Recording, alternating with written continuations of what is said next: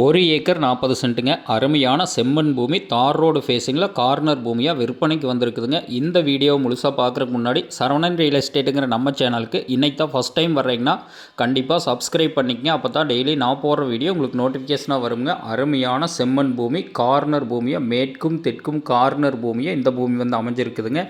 மிக மிக செழிப்பான ஏரியாவில் இந்த பூமி வந்து விற்பனைக்கு வந்திருக்குதுங்க. 1 ஏக்கர் 40 சென்ட்டுங்க.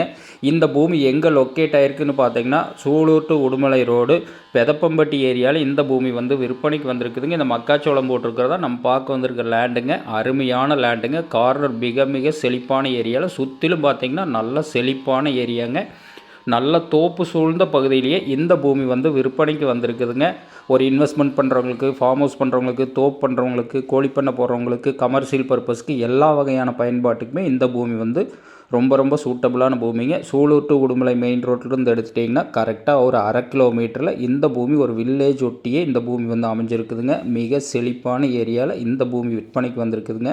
இதோட மொத்த விலைன்னு பார்த்தீங்கன்னா 80 லட்ச ரூபா சொல்கிறாங்க. பூமி பிடிச்சவங்க நேரில் வந்து பூமி பாருங்கள்.